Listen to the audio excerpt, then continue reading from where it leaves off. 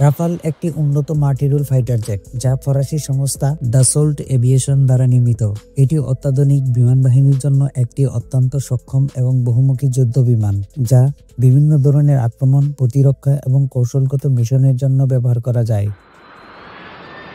Rafale যুদ্ধ বিমানটি প্রথম ফ্লাইট করে 1986 সালে এবং এটি 2001 সালে ফরাসি বিমান বাহিনীতে প্রবেশ করে। এটি ফরাসি বিমান বাহিনী, নৌবাহিনী এবং অন্যান্য দেশগুলিতে সশস্ত্র বাহিনীর জন্য ডিজাইন করা হয়েছে। রাফাল একটি ডুয়াল ইঞ্জিন যুক্ত মিডিয়াম সাইজের যুদ্ধ বিমান। এটি খুবই চাতুর্যপূর্ণ, দ্রুতগামী এবং অত্যন্ত নির্ভুল অস্ত্র ব্যবস্থার অধিকারী।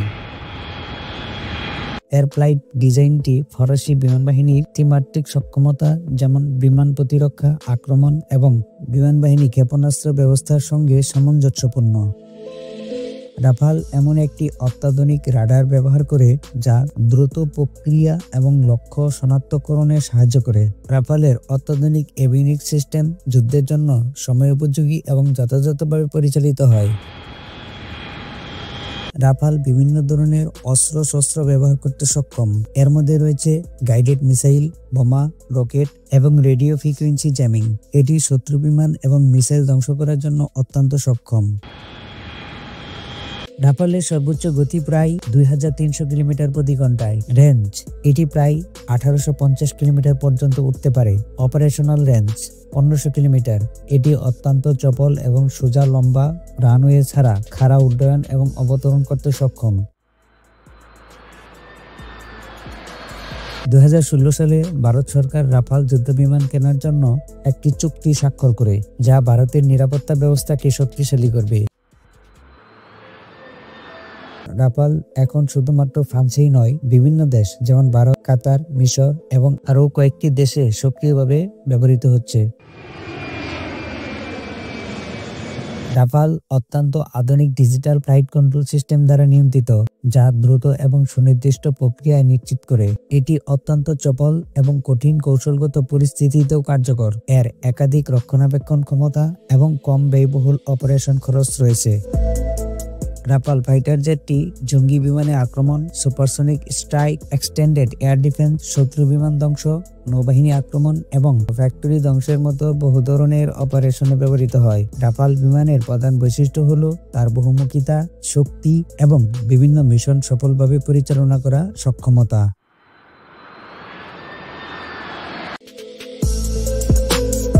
ভারতের সবচেয়ে শক্তিশালী যুদ্ধ বিমান হিসেবে সু-30 MKI একটি অন্যতম প্রধান বিমান।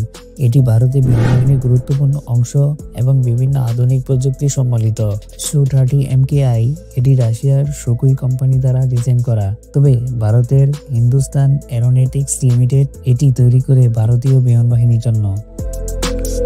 সু-30 MKI এর সর্বোচ্চ গতি প্রায় 2500 কিলোমিটার ঘন্টায়, অ্যাকশন রেডিয়ান্স প্রায় 2000 kilometre, service range 17,000 metre, wing span 14.7 metre, লম্বা 21.3 মিটার, খালি অবস্থায় ওজন প্রায় 12,300 কেজি। এটি বিভিন্ন ধরনের মিসাইল এবং বোমার সাথে সজ্জিত থাকে, যেমন R-77 এবং R-73 মিসাইল, KH-31 এবং KH-59 ক্ষেপণাস্ত্র।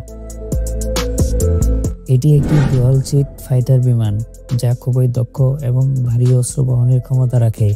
বিমানটি অত্যাধুনিক রাডার এবং ফাইটার সিস্টেমের মাধ্যমে শত্রুর উপর দ্রুত আক্রমণ এবং আত্মরক্ষা করা সম্ভব। রাডারের সাহায্যে এটি ধ্বংসাত্মক লক্ষ্য শনাক্ত করতে সক্ষম, যা শত্রু রাডার এবং মিসাইলের বিরুদ্ধে বিমানকে রক্ষা করে। 2004 সালে ভারতীয় বিমান বাহিনীর মধ্যে প্রথম ফ্লাইট শুরু হয় এবং বর্তমানে এটি ভারতের অন্যতম প্রধান যুদ্ধ বিমান হিসেবে ব্যবহৃত হচ্ছে।